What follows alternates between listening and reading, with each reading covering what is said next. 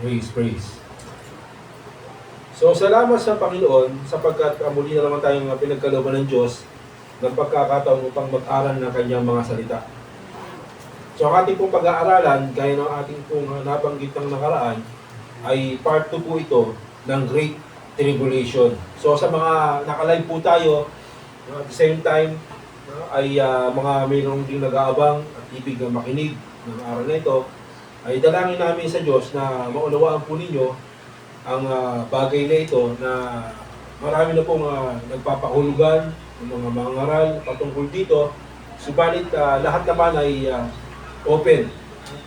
At ang wika nga po sa 4 ng unang Juan, subukin ninyo ang bawat espiritu. So mga kapatid, napakahalaga ng ating paksa at pag-aaralan. Ito po yung part 2 ng ating nakaraang pag-aaral about po sa Great Tribulation. Kung himayin natin, patungkol po sa mga kabayo po na nagpakita, ay atin na pong tinalakay ang mga bagay na ito. Ngayon, basahin po muna natin dito sa Daniel 12 at sa basahin po dito sa talatang 1. At sa panahong iyon ay tatayo si Miguel na dakilang prinsipe na tumatayo sa ikabubuti ng mga anak ng iyong bayan at magkakaroon ng panahon ng kabagabagan na hindi nangyari kailanman mula nang magkaroon ng bansa hanggang sa panahong iyon. At sa panahong iyon ay maililigtas ang iyong bayan, bawat isa na masusumpungan na nakasulat sa aklat. So dito, ang wika dito ay magkakaroon daw ang wika ng panahon ng kabagabagan. Ito po yung Great Tribulation. Panahon ng kabagabagan, ang wika dito na hindi pa nangyayari. Hindi pa nangyayari, brother, nung mula noon hanggang ngayon ang wika. Ito pong Great Tribulation. At ito, mula kay Daniel, sa kanyang hula, ay sinabi din po ito ng Panginoong Jesucristo, ayon po din sa Mateo 24:1, puntahan po natin. Sabi dito, sapagkat kung magkakaroon ng malaking kapigatian, na ang gayoy di pa nangyayari buhat ng pasimula ng sanlibutan hanggang ngayon, at hindi na mangyayari man. One time lang po ito, itong tinatawag na Great Tribulation, na hindi pa po nangyayari. Mula kay Daniel hanggang kay Kristo, sabi niya, hindi pa nangyayari. At kung mangyari man ito ang wika, ay hindi na mangyayari. Ang sabi dito, nabuhat ng dalangin, ng pasimula ng sanlibutan hanggang ngayon, ang wika ay hindi pa nangyayari. So, mangyayari po ito sa takdang panahon. At yung mga palatandaan ng pangyayaring ito, ay aalamin po nito. Unang-una, ito po isa pagdating ng Antikristo. Ito po yung Antichrist na nasa natin pong pinag-aralan nung nakaraan, na dito po, ito pong Antichrist, sa pamamagitan ng kapangyarihan ni Satanas, ibibigay sa kanya itong kapamahalaan o kapangyarihan. Sino po itong Antichrist muli? Ito po ay isang tao. Ito po isang tao. So itong taong ito, na mayroong kapangyarihan, kapamahalaan ni Satanas, ay gagawa ng mga kababalagan o kamangamangang bagay para paniwalain ang mga tao. So ito rin yung magtatatak ng tatak sa noo at sa kanang kamay, at napag-aralan na po natin ito ng mga nakaraan. So puntahan po natin, alamin po natin, sa panahon ni Daniel ay binanggit na nga po ito po yung Antichrist. Sa 7 po, puntahan po natin. Okay. Sabi dito, aking pinagdili-dili ang mga sungay, at narito, simibol sa gitna ng mga iyon ang ibang sungay. Isang munti na sa harap niya ay 3 sa mga unang sungay ay nabunot sa mga ugat. At narito, sa sungay na ito ay may mga mata na parang mga mata ng tao. Isang bibig na nagsasalta ng mga dakilang bagay. So, maliwanag dito, na binabanggit na ang sabi dito, na pinagdili-dili ang wika ang sungay na kanyang nakita, at narito, meron ang wikang lumitaw na isang munting sungay. Isang munti. isang munti ang wika, no? Na ito po, no, ay maliwanag na tumutukoy po dito ay sa Anti-Kristo. Sa panahon pa lang, no, ni Daniel, ay nilitaw po ito, no, ito yung munting sungay ang wika. At yung kanyang gaganapin, sabi sa 20, tuloy tayo, huwag mo nang paliitin sa 20. Bakit mabasa ko, okay? At tungkol sa 10 sungay na nangasa kanyang ulo at isa sa simbolo, sumibol ang wika, at sa harap niya ay nabuwal ang 3 sa makapit bagay yung sungay na may mga mata at bibig na nagsasata ng dakilang bagay na ang anyo ay lalong dakila kaysa kanilang mga kasamahan. Tuloy. At tungkol sa 10 sungay na... Okay, wala. So, dito tayo pumasa siguro. Meron bang Bible dito? Yun na nga.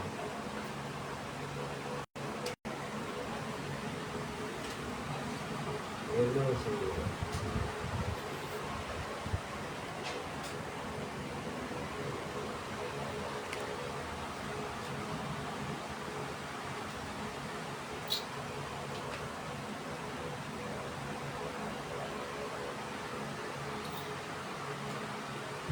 Kasi yung mga Bible ko dito, nagulong na.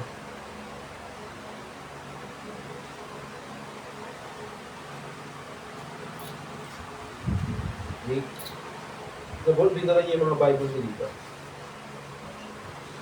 Nagulong kayo ka lang.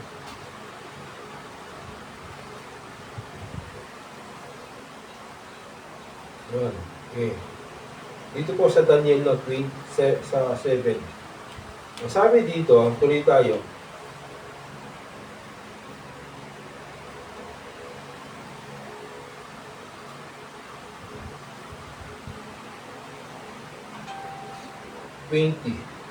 Tapos tayo sa 20, no? Sabi dito, ito po yung lalong dakila ang wika, no, sa kanilang mga kasamahan. Ako'y tumingin, at ang sungay, ding yaon, ay nakipagdigma sa mga banal at nanaig laban sa kanila. Ito po hinula nga po, no, sa Apokalipsis na dadaigin niya ang wika, yung mga banal. Ito po yung tinatawag po na Antichrist o yung hayop. Sa Daniel pa lang, sinabi na po ito na yung sungay na ito, itong munting sungay na ito, yung Antichrist ay dadaigin niya yung mga banal. Sa 22, hanggang sa ang matanda sa mga araw ay dumating at ang kahatulan ay ibinigay sa mga banal ng kataas-taasan at ang panahon dumating, inari ng mga banal ang kaharian. Ganito ang sabi niya, ang ika-4 na hayop ay magiging ika-4 na kaharian sa ibabaw ng lupa nang magiging kaiba sa lahat ng kaharian at sasakmalin ang buong lupa at yuyurakan at paglululay-lulayin. At tungkol sa 10 sungay ay mula sa kaharian ito ay 10 hari ang magbabangon. At ang isa'y babangon, ang wika, kasunod nila. At siya ay magiging kaiba kaysa mga una. At kanyang ibabagsak ay 3 hari. At siya'y magbabadya ng mga salita laban sa kataas-taasan. At dilipunin niya ang mga banal ng kataas-taasan at kanyang iisiping baguhin ang panahon at ang kautusan at siya'y magbibigay sa kanyang kamay hanggang sa isang panahon at mga panahon na kalahati ng isang panahon. Yun, medyo mahirap pong intindihin ito, no? At napakalalim po ng mga bagay nito. Subalit dito, no, tinutukoy po, no, ito'y babangon po isa sa 10 ang wika, at tungkol sa 10 sungay, ito po yung 10 hari, no, ng mga bansa. No? Kay 10 hari, no, na tumutukoy po ito sa sabihin na po natin ng impyerno o imperno ng Roman o Roman Empire, no, sa mga panahon yon. So, sa mga sakop ng Roman Empire. So dito, no, So dito, ang sabi dito, at siya'y magbabadya ng salita laban sa kataas-taasan at lilipunin ang mga banal ng kataas-taasan. So meron yung paglalaban dito at lilipunin niya nga, pananaigan niya, yung mga banal sa mga panahong ito. Lilipunin niya. At siya'y magsasalita ng ano? Ng mga bagay, no, na laban, no, doon, no, sa kataas-taasan. At binanggit na po natin yan, no, sa Thessalonica, doon po sa 2, no, na ibibigay sa hayop, no, sa tinatawag po na taong ano, ay puntahan po natin, no, para balikan lang po natin, no, yung sa Thessalonica 2:3-4. Sabi dito, yan, 2. Huwag kayong padaya kanino man sa anumang paraan, sapagkat ito hindi darating maliban ng dumating mula sa pagkahapahamak at mahayag ang taong makasalanan, ang anak ng kapahamakan. So, tinatawag po ito yung taong makasalanan. Tao po siya, no? Anak ng kapahamakan. Ang sabi po dito, saan tayo? Sa isa. Balik po tayo, hindi pa po tayo naman.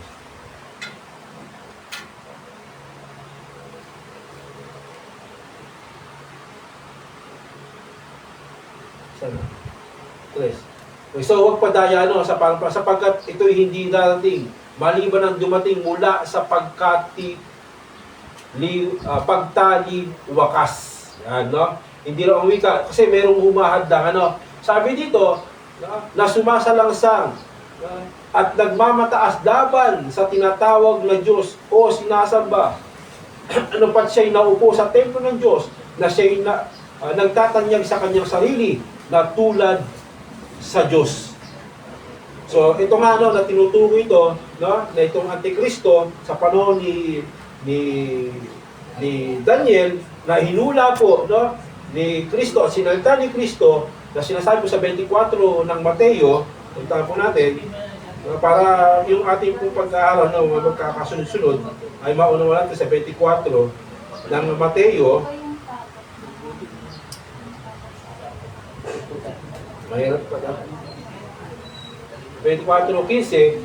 Kaya nga, pagkakita nyo ng kasuklam-suklam na paninira na sinalita sa pamamagitan ni Propeta Daniel, natatayo sa dakong banal, unawain ng mga bumabasa. No, yon, no? Ito po yung pagkakakita ninyo ng kasuklam-suklam na paninira. Ito po yung tinutukoy na, ito po yung hayop na ito, yung Antichrist na ito, magsasalta ng laban sa Diyos na mga mapanira. So, ito hinula po ni Daniel, sabi ni Kristo, no, na natatayo sa dakong banal, unawain ng bumabasa. So, yung dakong banal, brother, no, ito po yung tinatawag po na pangrelihiyon, no, pangrelihiyon. So, itong tinutukoy na Antikristo, no, na siyang magtatatag ng one world government, no, tinatawag na one world government, no, kaagapay po dito yung unang-una yung political, militar, at yung relihiyon. So, tatlo po yan, no?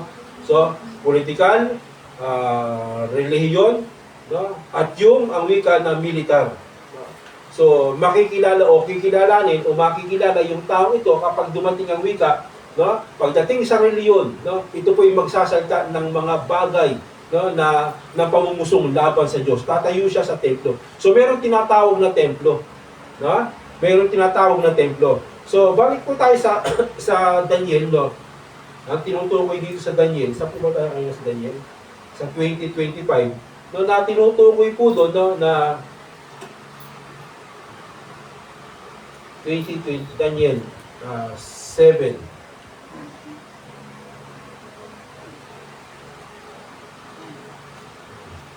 Tuloy, 25.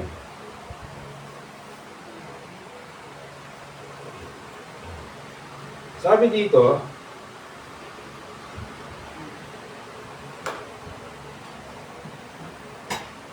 so, mangyayari ito ang wika, sabi dito, na lilipunin niya ang banal ng kataas-taasan at kanyang babaguhin ang panahon at ang kautusan. So, merong pagbabago, ng panahon at kautusan. So, babaguhin niya. Ano yung kautusang babaguhin niya?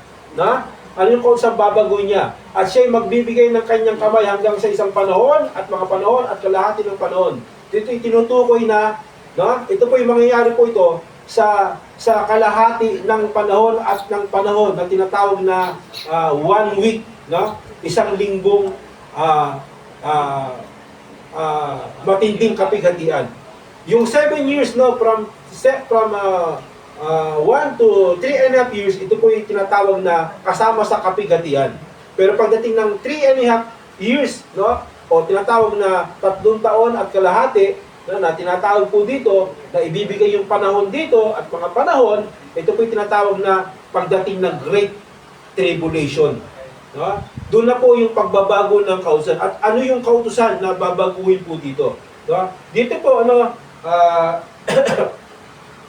may tinutukoy po dito, no, na sa 9:26-27.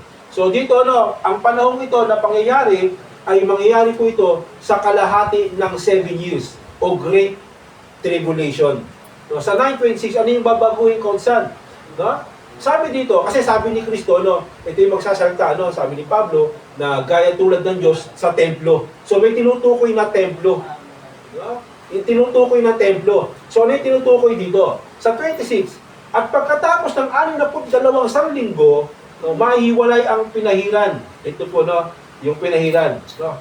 At mawawala ng anuman, at gigibain ng bayan at ang santuaryo ng mga tao, ng prinsipeng darating, at ang wakas niyaon ay sa pamamagitan ng baha, at hanggang sa wakas ay magkakaroon ng digma. Ang pagkasira ay ipinasya, at pagtitibayin niya ang tipan sa marami, sa isang linggo at sa kalahati ng 1 linggo, 10 years, ay kanyang ipatitigil ang hain at ang alay, at sa pakpak ng mga kasuklam-suklam ay paroroon ng isang maninira, at hanggang sa wakas at pagkasira ay mabubuhos ang puot at sa maninira. So maliwanag, merong ipatitigil dito, yung hain ng wika, yung alay. So sa panahon natin ngayon, kung titingnan po natin, ano ba yung tinutukoy ni Daniel dito? Posible bang magkaroon ng tinatawag na third temple? Yung unang templo kasi nawasak po ito, At yung ikalawang templo, around after po ni Jesucristo, 70 years AD, ay binagsak po yung ikalawang templo. Yung ikalawang templo. At tinutukoy naman dito, ipatitigil yung hain doon sa templo. Ano ba yung mga hain na ginagawa sa templo? Ano ba yung mga hain na ginagawa sa templo? Yung tulad ng ng paghahain ng mga hayop. Di ba? Ng mga baka, At ito po yung baka, yung tinatawag na pulang baka, na pag-aalis ng mga kasalanan, karumihan ng Israel. So ngayon, titingnan po natin, pag tinignan po natin, paano magkakaroon ng ikatlong templo na sinasabi ni Pablo, na itong hayop na ito, itong antikristo na ito, ay magsasalita ang wika laban sa Diyos ng paninira. So mangyayari pa lang to, mangyayari pa lang. At ngayon, yung templo, pag sinabi yung templo, ano yung unang pumapasok sa atin? Mister? Bahay ng Diyos. Ano yung templo yun? Yung templo ng Diyos na tinutukoy sa Israel. Yun, yung una nawasak, yung ikalawa nawasak, 70 AD, at merong templo na tinutukoy dito na maghahain ulit. Na merong paghahain ulit ng mga hayop. At ngayon, kung mapapasin po natin sa mga YouTube at mga tinatawag ng mga balita, merong itinatayo na bagong templo ang Israel. Pag sinabing templo, Israel yun. At doon nagpa-practice na sila, Sister Maris, ng paghahain sa templo yun. So, kailan mangyayari ang wika? Mangyayari ito ang wika pagdating ng Antikristo, 7 years na tribulation, at sa kalahating taon ng 7 years, 3.5 years, ay darating yung paninira. Dito na yung tinatawag na Great Tribulation. Ibig sabihin, kapag natayo yung ikatlong templo, at merong maghahain, from 1 to 3.5 years, ipatitigil po ito ng Antikristo, yung paghahain dito. ipatitigin niya yung hain dito. So, bakit inihula ito? No? Anong kaugnayan nito? Yung kaugnayan nito ay patungkol po, Brother Toto, sa hula, no, na dapat mangyari. Kasi sinabi ni Daniel at sinabi ni Kristo, at sinabi ni Pablo. Pag sinabi ng mga apostol, sinabi ni Kristo, no, na sinasabi na darating yung maninira, sabi ni Kristo, tingnan niyo yung isulat ni Daniel. No? At ito yung maninira sa Diyos. Ibig sabihin, darating pa lang ito. At ang pangyayari ito na tinutukoy ay mangyayari doon sa 3.5 taon, sa gitna po nito, no? Yung pagtitigin ng mga hain at mga handog sa templo. Ibig sabihin, magkakaroon po, no, ng 3 templo ang Israel. Parte lang po ito ng hula, ano, at ang tinutukoy nga po dito, no, na tinatawag po na munting sungay, no, ito yung hayop na tinatawag na Antikristo. Ito po'y mamamahala sa buong sanlibutan. So, kung tinignan natin, kung ito'y relihiyon lang, paano niya mapamamahalaan ang buong sanlibutan o ang mundo? No? Paano niya magagawa yun kung relihiyon? Hindi po no?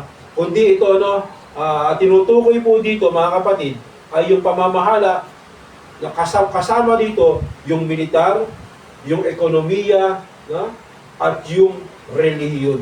Yung politics, no, at yung relihiyon. So, kasama po ito. Ibig sabihin, doon po kasi na sa panahon ngayon, natatanyag yung tao, no, sa pamamagitan ng kung sinong malakas sa digmaan, sinong magaling sa politikal, di ba? Sinong makapangyarihan sa tinatawag po na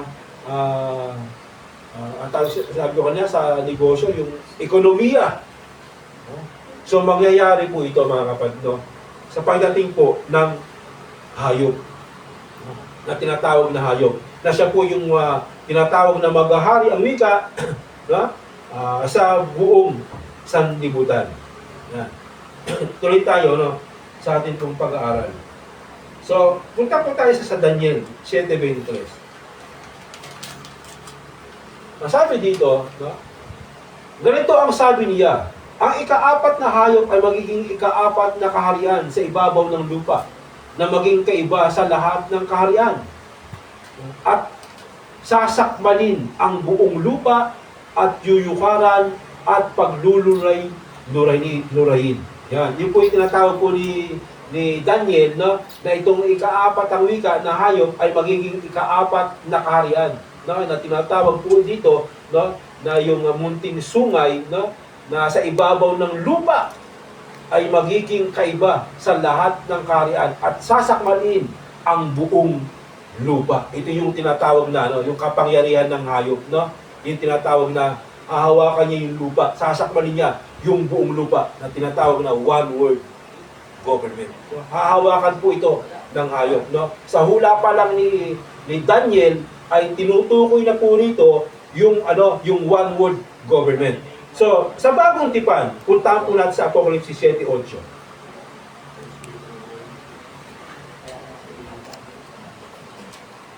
Masabi dito,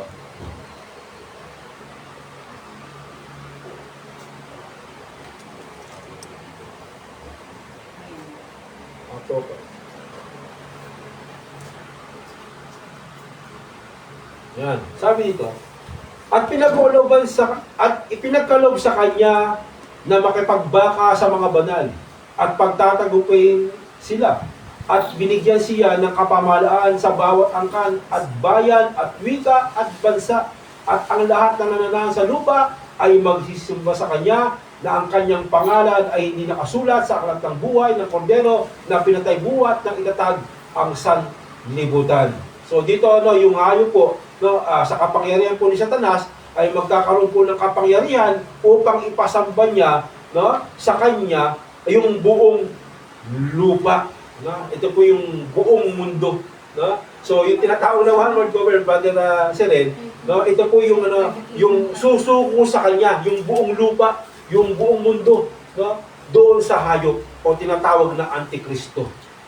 Susuko sa kanya. So kapag nakita po natin yung mga tandang ito, sabi ni Kristo, no, na kapag nakita ninyo yung sinasabi ni Daniel patungkol sa mga maninira, no, kasuklam-suklam, ito po yung Antikristo, sabi ni Kristo, magbasta kayo. maghanda kayo. Basta na po ba tayo? Yan ang tanong, ano, handa na po ba tayo? So kasi itong hayop na ito, pumapatay po ito, padadaig niya po yung mga banal. No? Ano ibig sabihin? Yung mga walang tatak, no? Na hindi napapasakop sa kanya, anong gagawin ng hayop? Papatayin niya ito. Yung hindi sumasamba sa kanya. Yung hindi sumasamba kay Satanas at sa hayop. Pupuksain niya ito. Dadaigin niya yung mga banal. So ito'y matindi po ito. At mangyayari po ito, no, kapag itinigil niya, no, sa kalahati ng taon, ng 7 years, yung paghahandog, no, doon sa templo. Ibig sabihin, hula pa lang ni Daniel, hanggang kay Kristo, magaganap po yung paghahain sa templo. At ito'y babaguhin, no, ng munting sungay o ng Antikristo. Yung paghahain doon sa templo. Iibahin niya ang wika, no, yung kautusan. Pag sinabi kautusan kasi, ito po yung law, no, Brother Toto, yung law po ito na patungkol sa lumang tipan, yung paghahandog.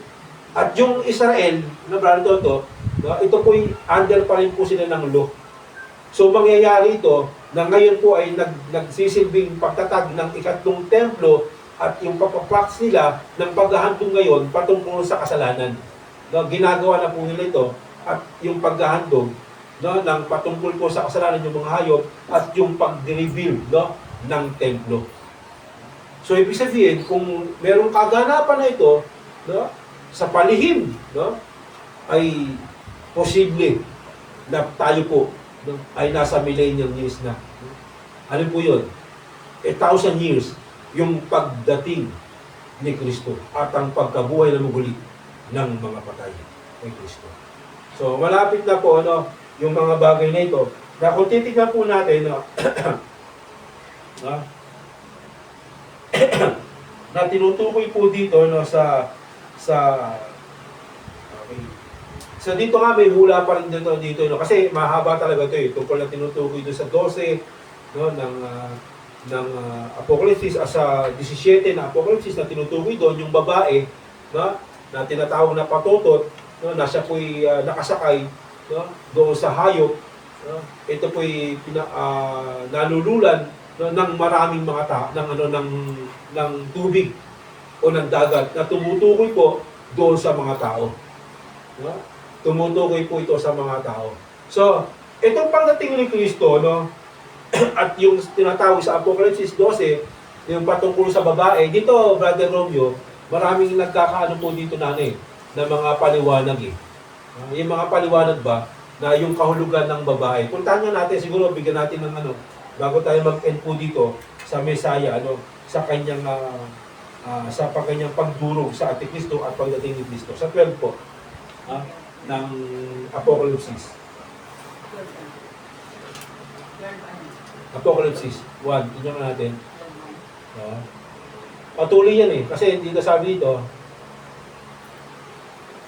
at ang isang dakilang tanda ay nakita sa langit, isang babae na nararamtan ng araw, at ang buwan ay nasa ilalim ng kanyang mga paa. At ang kanyang ulo ay may isang putong na 12 bituin. So, sino po yung sinisimbolo dito? Kapag sinabing 12 bituin, kapag sinabing araw at buwan, sa palagay ninyo, no, Brother Radyo, sino yung sinisimbolo nito? Anong basa ito? Sa lumang tipan. Hinula po ito, no? Ito yung hinula niya no? Yung anak ni Jacob. Sino si Jacob? Israel. Israel. 12 bituin, no? Tinutukoy na buwan, yung kanyang asawa, at yung araw, sino tinutukoy na araw? Si Jacob. So, may tinutukoy na babae rito, no? Ito, maraming paliwanag dito ng mga siguro sabihin natin ng mga nangangaral, no? Iba-ibang paliwanag na may narin po tayo, ito daw ay ebanghelyo, no? Kaliwanagan ng ebanghelyo. Yung iba naman, ito yung tinatawag na church, no? Church naman tinatawag. Pero tingnan natin, no, sa biblical na pagkakasulat at yung sabihin na po natin na verbatim, yung paliwanag at yung kahulugan na binabanggit, sino ba yung merong tanda dito na may araw, buwan at 12 bituin? Walang iba sa Biblia kundi ang Israel. Israel. No? Tuloy tayo sa 12:2. At siya'y nagdadalang tao at siya'y sumigaw at nagdarandam sa panganganak at hirap upang manganak. At ang ibang tanda na nakita sa langit ay narito, isang malaking dalawang pula na may 7 ulo, 10 sungay, at sa kanyang ulo ay may 7 dedama. At kinalagkad ng kanyang buntot at 3 bahagi ng mga bituin sa langit, at ipinaghagi sa lupa, at lumagay ang dalagol sa harapan ng babaeng manganganak, na upang lamunin ang kanyang anak na ipanganganak niya. At siya'y nanganak, ang wika, ng isang lalaki, at maghahain ng maghahari na panghampas na bakal. Walang iba, no? Ang Panginoon, no? Sa lahat ng mga bansa. At ang kanyang anak ay inagaw na dinala hanggang sa Diyos, hanggang sa kanyang luklukan. Sino ba inagaw, no? Hanggang sa luklukan ng Diyos. Walang iba, kundi ipinanganak si Kristo na mayroong panghampas. Ano? No? So, bakit natin sinabi ng Panginoon to? Unang-una, no? Ulitin natin sa taas. Sino yung tinutukoy doon? No? Sa 12 bituin, sa angkan ni Jacob. Yung Israel. Saan ba galing si Kristo? Sa Israel. Kay Huda. Doon siya ipinanganak. Doon siya lumabas. No? Lahi ni Huda, si David, si Maria, no? Doon siya inilabas no? Kay Israel. So, ipinanganak siya ni Israel. No? So, sabi dito, no? At maliwanag dito, at tumakas sa babae, no? Sa ilang, na doon siya pinaghanda ng Diyos ng isang dako upang doon siya ampunin 1,200 at 60 araw. Ito yung tinutukoy po natin, tinatawag natin na 3 and a half years. No? Yung kalagitnaan ng Great Tribulation. Kasi may tinatawag na tribulation, ito yung 7 years na tinatawag sa Daniel na 1 linggo. Yung 1 araw kasi, katumbas nito ay 1 taon.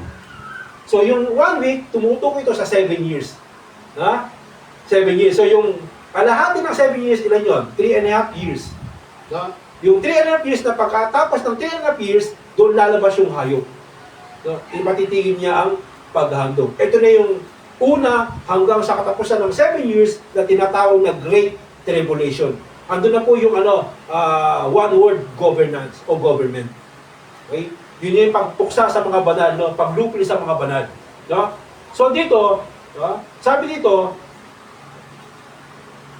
at nagkaroon 7 ng pagbabaka sa langit si Miguel at ang kanyang mga anghel.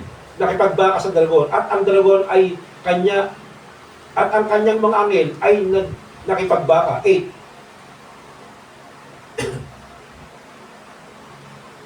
Sige, 8. Hindi kaya. At hindi sila nanganalo. Ninasumpungan ng kanyang dako sa langit. At inihagis ang malaking dragon, ang matandang ahas, ang tinatawag na Diablo at Satanas, ang dumadaya sa buong sanlibutan.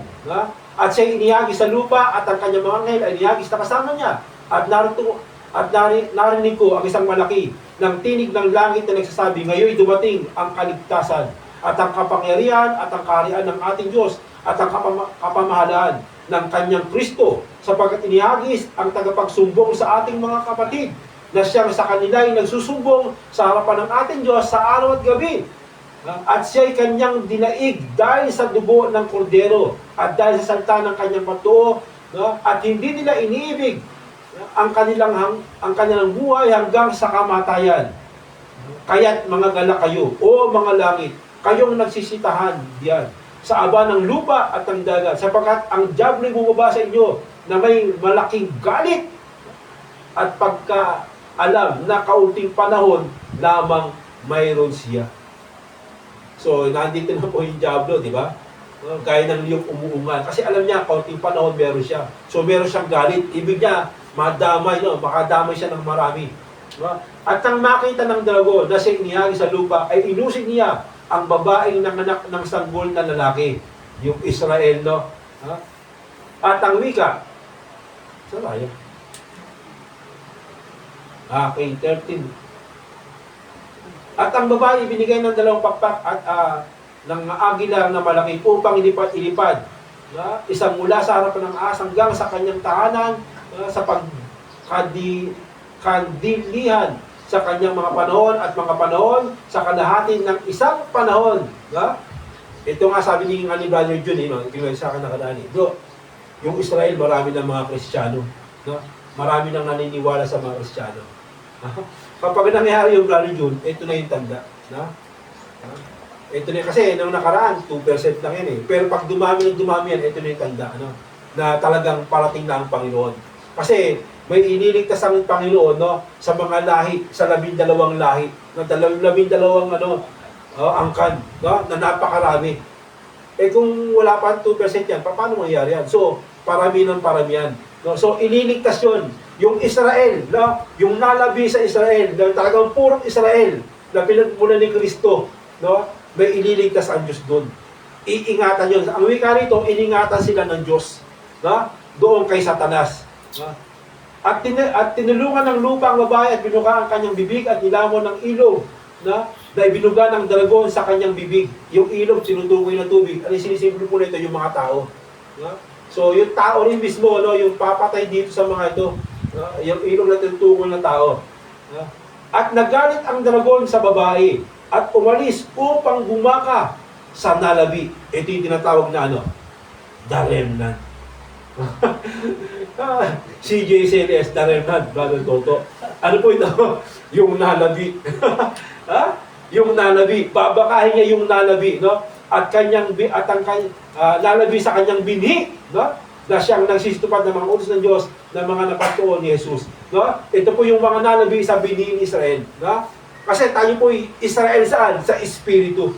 Ito yung pong nalabi na tinutukoy na Hudyo at Grego o Hintil, na walang Hudyo, Grego kay Kristo. Ito po yung tinatawag na nalabi. Yan, nalabi. So, ang babaka ngayon yung dragon, iniwan niya yung babae, kasi talagang tinulungan ng Diyos yun yung Israel At babaka naman siya ngayon doon sa nalabi na tinatawag na CJCLS Remnant. Kasabi na ng by the law of faith, kasi yung utos ng wika, nasitupad sa utos ng Diyos tinatawag na law of faith. So, yun yung kahulugan ng tinutukoy po dito sa 3 taon at kalahati ng pakikipagdigma ng mga banal laban po doon sa hayop o anti-Kristo. At yan sa pagdating ni Kristo sa Mesaya, na tinatawag na Mesaya, ng Daniel 8:24, puntahan natin, 8:24 ng Daniel. Sabi dito, at ang kanyang kapangyarihan ay magiging dakila, ngunit hindi sa pamamagitan ng kanyang sariling kapangyarihan, at siya'y lilipol, nakamangha-mangha, at giginawa, at gagawa ng kanyang maibigin, at kanyang lilipulin ang mga makapangyarihan, at ang banal na bayan. So, tuloy tayo sa 2 Apocalypse 19:19.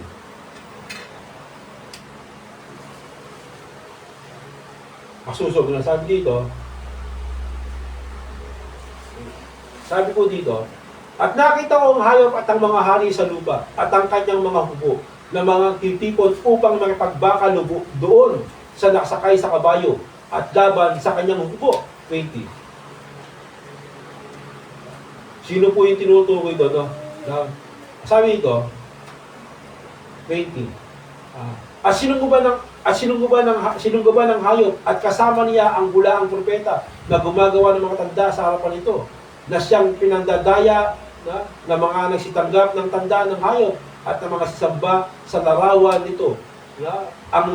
Ang dalawang ito ay niyagis na buhay sa ligatang apoy at asupre. So yun po yung pakipagbaka ng Panginoon doon po sa hayop. Sa kanyang, so ito yung kanyang dadaigin. Dadaigin po ito ng Panginoon.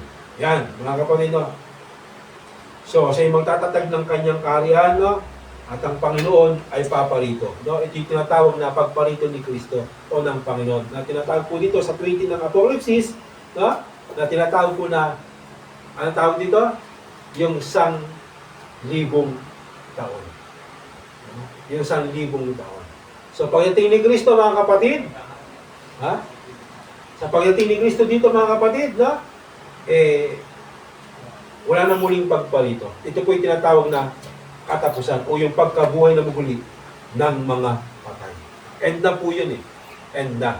So, doon ulit nagkatalo sa 20, no? Tingnan po natin, sa 20, no? Yan, sa ano. Sabi dito,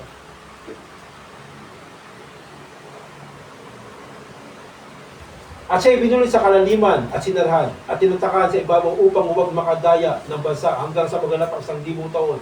Pagkatapos ito, kailangan siya ipawalang kaunting panahon. Kapag tinignan po natin to, no, si Satanas, wala po siyang kapangyarihan dito po sa pagkabuhay ng magulit ng mga patay na tinatawag na millennial years o 1,000 taon. Tayo po ba yung nasa 1,000 taon na tinatawag na millennial years? Amen. Kasi nasa 20, ano ba ngayon? 2025 na, di ba? So, tinutukoy po dito, no, walang kapangyarihan, no, itong si Satanas, tinalian po siya, kinulong siya, upang huwag siyang makapagulo, no, doon sa pagkabuhay na maguli. Na ang wika nito, at nakita ko ang mga luklukan at ang mga nagsiluklok sa mga ito, no, at pinagkalooban ng paghatol, nakita ko ang mga kaluwan na pinubutan ng ulo dahil sa patuloy ni Jesus, dahil sa salita ng Diyos, ang mga hindi sumamba sa hayop na kanyang larawan at hindi tumanggap ng tanda ng kanyang loob sa kanyang kamay. Sila'y nakabuhay at nagharing kasama ni Kristo sa loob ng 1,000 taon. Ang iba sa mga patay ay hindi nangabuhay hanggang sa naganap ang 1,000 taon. At ito, ang wika, ang unang pagkabuhay na maguli. So sa pag tinignan natin, no, yung iba ang wika sa mga patay hindi nangabuhay. Ibig sabihin, meron bang binuhay muli? Meron, amen? Ito yung mga lingkod ng Panginoon. No? Ito yung mga lingkod ng Panginoon. So dito, ang iba sa mga patay, hindi binuhay na maguli. So bubuhayin din yan. Kailan siya bubuhayin? Kailan bubuhayin na maguli yung iba? At sino yung iba? Sabi kasi ni Kristo sa 5:29, no, ng Juan, kung doon nagkakamali, na lahat bubuhayin. No? Yung isa, yung sa Diyos, kay Kristo, bubuhayin saan? Sa pagkabuhay na maguli. At yung kalahati, yung iba, bubuhayin ang wika, saan? Sa paghatol. So, parehong bubuhayin, kailan may unang bubuhayin na tinatawag na unang pagkabuhay. At itong unang pagkabuhay, ang bubuhayin dito, barito to, yung mga banal. Sa unang pagkabuhay. At ang iba sa mga patay, hindi binuhay.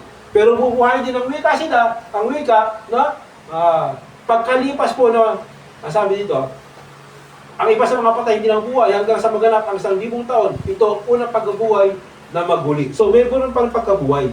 Ito yung pagkabuhay na muli sa paghatol. No, pag binasa po natin yan, makikita po natin, no, na magkakaroon ng mga digmaan, no, kasabay ng pagkabuhay na maguli ng mga patay at hahatulan sila. Ito tinatawag na white throne judgment. No? Doon na po haharap yung mga hindi sa Diyos. Hindi na po kasama rito sa pagbunaw yung mga banal. Bakit? Sabi sa unang Tesalonica 4, 17 patuloy, na tinutukoy doon, 14, patuloy, na sinasabi po doon na hindi ko maaaring ipahayag sa inyo, yung dakilang bagay na ito, no, na kayo mga galak, sapagkat, no, hindi lahat ng mga natutulog, no, ay, ang wika lang, hindi lahat ng mga patay, na natutulog ay unang mga bubuhay. Sa anong paraan, yung mga nabubuhay. Kundi mabubuhay muna yung mga kay Kristo at pagkatapos doon ay aagawin naman tayo ang wika sa alapaap. So meron sa pagdating ni Kristo, merong hindi mamamatay. Amen? Merong hindi mamamatay. So mali yung aral ng iba na sa Great Tribulation, wala nang mga banal. Wala nang mga banal. Meron. So, kaya nga papatay ng mga ng hayop yung mga banal eh. Meron pang mga banal doon, meron pang mga Kristiyano doon. Kaya sabi ni Pablo, hindi lahat kayo bubuhayin, pero pagdating ni Kristo, yung mga naiiwan na mga banal, bubuhayin. So meron ba? Meron mga bubuhayin pa ron sa huling araw na pagdating ni Kristo. Pero hindi sila sa anong parang mauna. Kung yung unahin ni Kristo, sa unang pagkabuhay ay sino? Yung mga banal kay Kristo. At pagkatapos doon, no, sa white throne judgment, yung mga hindi kay Kristo, yung mga hindi nakasulat sa aklat ng buhay. Sila yahatuhan. So, salamat sa Panginoon, no? Sa bagay na ito, ating pong purihin ang Panginoon. Salamat sa Panginoon.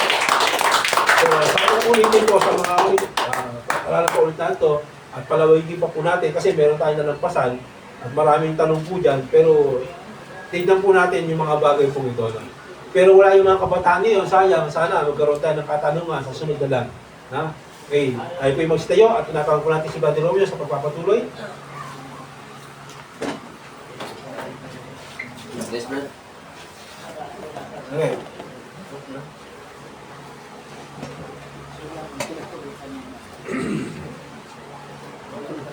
Apa na bro? Hindi pa na bro. Top na. Ay, di mo ida.